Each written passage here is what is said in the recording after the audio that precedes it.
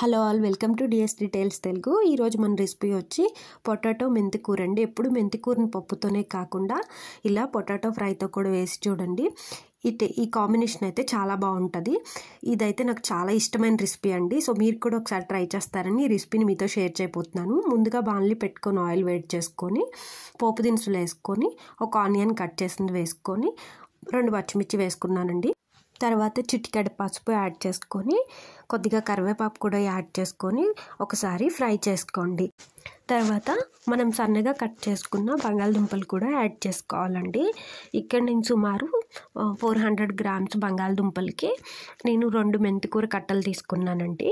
So మీకు మెంతికూర ఎప్పుడైనా కూడా ఎక్కువ వేసుకుంటే ఈ కాంబినేషన్ చాలా బాగుంటుందండి. అంటే ప్రతి దుంపకి కూడా ఆకు మనకి తగిలేటట్టుంటైతే చాలా బాగుంటుంది టేస్టీగా. సో దుంపలు మగ్గడం కోసం నేను మూత పెట్టి సిమ్లో పెట్టానండి. సో వాటర్ వచ్చాయి చూసారు కదా, ఈ వాటర్తో దుంప అంతా మగ్గిపోతుంది. సో 60% మగ్గిందండి. నేను చెక్ చేస్తున్నాను ఇక్కడ, మీరు వీడియోలో అబ్జర్వ్ చేసినట్లయితే.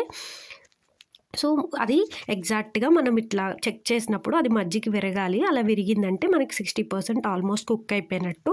ఈ స్టేజ్లోకి వచ్చాక మనం శుభ్రంగా కడిగి పెట్టుకున్నటువంటి మెంతి కూరని వాటర్ లేకుండా పిండేసి చక్కగా అందులో వేసేసేయండి. వేసేసాక మూత పెట్టేసేయండి. మూత పెట్టేస్తే మళ్ళీ దాంట్లో వాటర్ ఫామ్ అయ్యి ఆకులో ఉన్నటువంటి పచ్చి వాసన అంతా పోతుంది. ఇప్పుడు మనకి దుంపలు 80% ఆల్మోస్ట్ కుక్ అయిపోయి ఉంటాయండి. సో అందుకని చెప్పి ఇప్పుడు మీరు సాల్ట్ యాడ్ చేసినట్లయితే కనుక కరెక్ట్గా సరిపోతుంది. ముందు కనుక మీరు సాల్ట్ యాడ్ చేస్తే దుంప సరిగా మగ్గదు, లోపల ఉడకదు, పైన మాడిపోయినట్టు అయిపోతుంది.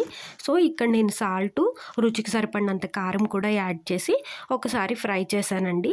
సో ఎప్పుడైతే మనం సాల్ట్ కారం వేసాక ఇంకా లిడ్ తీసేసి ఒక ఫ్రీక్వెంట్గా దాన్ని కదుపుతూ ఉంటే కనుక మనకి పొడి పొడిగా వస్తుంది అనమాట. దీన్ని పప్పుతో సర్వ్ చేస్తే చాలా బాగుంటుంది. Thanks for watching. Bye bye.